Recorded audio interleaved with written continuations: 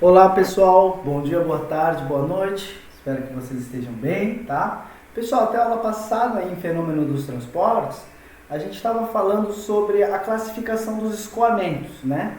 E uma das classificações que a gente viu é se o escoamento era laminar ou turbulento, né? E aí, lembra, né? O laminar era aquele que as velocidades elas iam mais ou menos em lâminas, tá? As velocidades do fluido.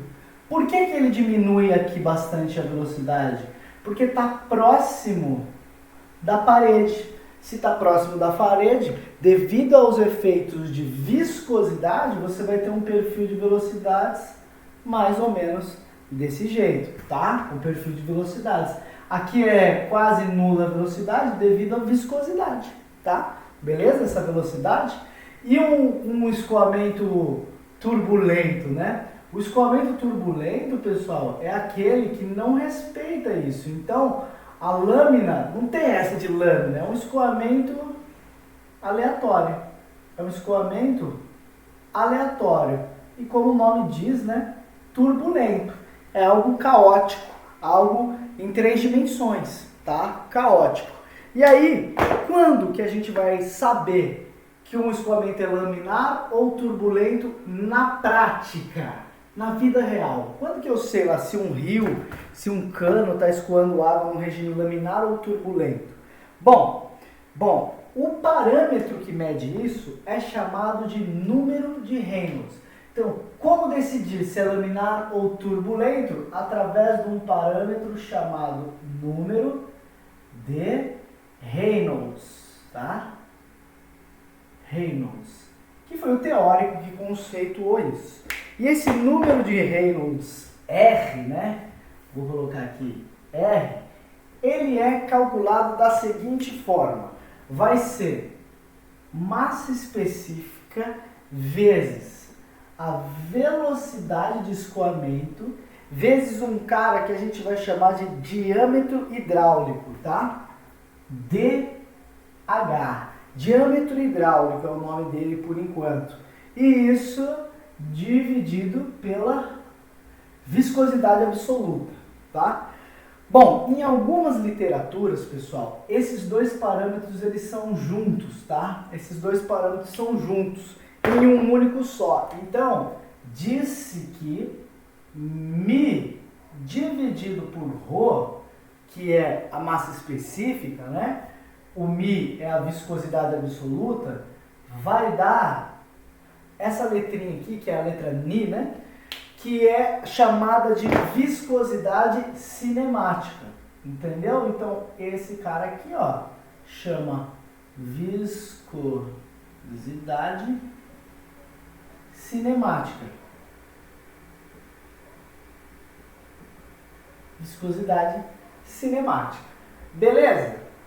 Tá, essa é a viscosidade cinemática. Então, o número de Reynolds, ele fica assim, ó, μ dividido pela massa específica, vai ficar velocidade vezes o diâmetro hidráulico dividido por Ni, que é a viscosidade cinemática. Esse é o número de Reynolds. Então, a gente vai pegar um escoamento, uma seção transversal de um rio, de um tubo, de qualquer lugar que escoe, e a gente vai pegar a velocidade do fluido vezes o diâmetro, dividido pela viscosidade cinemática, vai me dar um número de Reynolds. E aí a gente vai ter umas faixas. Se esse número de Reynolds for grandão, é um regime turbulento. Se esse número de Reynolds for pequenininho, é um regime laminar. É assim que funciona para classificar se é laminar ou turbulento. A gente vai calcular o número de Reynolds através desses parâmetros e depois ver se ele é grande ou se ele é baixo. Já eu te mostro o que é ser grande e o que é ser alto, tá? Agora, pessoal, quem que é o diâmetro hidráulico, tá? O diâmetro hidráulico também é um cara que a gente precisa aprender a calcular. O diâmetro hidráulico, pessoal, ele vai ser o seguinte: qualquer seção transversal que você tem, imagine que seja um rio. Um rio, a seção transversal dele pode ser assim, ó. Um rio. Ou a seção transversal do rio pode ser assim. Ou se for uma tubulação, a seção transversal pode ser assim. Ou a seção transversal pode ser quadrada?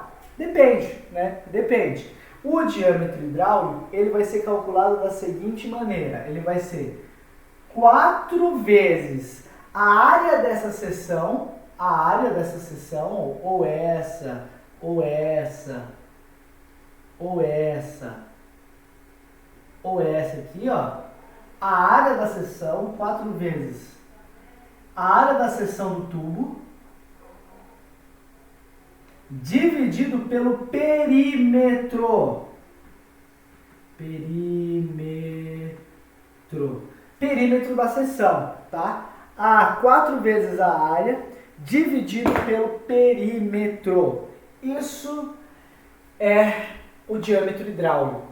Com o diâmetro hidráulico é fácil, então, se eu tenho a seção transversal, eu calculo o diâmetro hidráulico, tá? Beleza?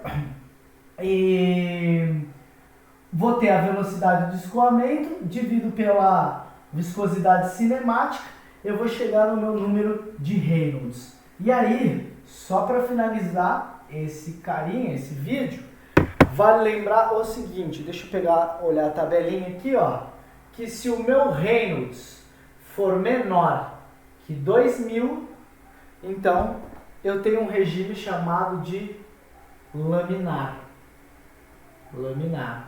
Tá? Se o Reynolds for maior que 4000, eu tenho um regime chamado de turbulento. Agora, se o Reynolds, né, ele for menor que 4000, mas for maior que 2000, tiver nesse trecho, aí a gente vai falar que ele está num regime de transição, tá? Um regime de transição entre o laminar e o turbulento, beleza? Mas então fica fechado. Então, como a gente classifica o regime? Se o regime de escoamento é laminar ou turbulento, então eu vou calcular um parâmetro chamado número de Reynolds. O número de Reynolds, ele é massa específica vezes velocidade vezes diâmetro hidráulico dividido por viscosidade absoluta.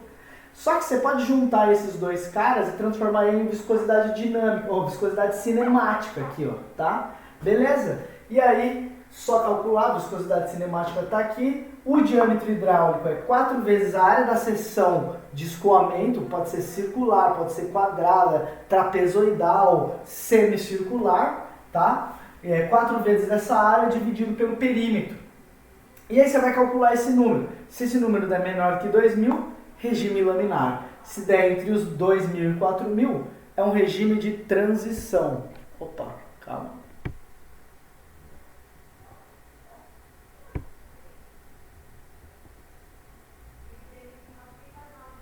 Calma, vamos ver. Opa, falhou. Então, se ficar entre 2000 e 4000, é um regime de transição. E se ficar maior que 4000, é um regime turbulento. Legal? Bom, então, com isso, deu para entender como se classifica o escoamento entre laminar e turbulento. Próximo vídeo eu vou colocar um exercíciozinho para entendermos, tá? Um pouquinho sobre essa classificação, para a gente aprender, né? Para a gente aplicar, tá bom? Obrigado, até mais!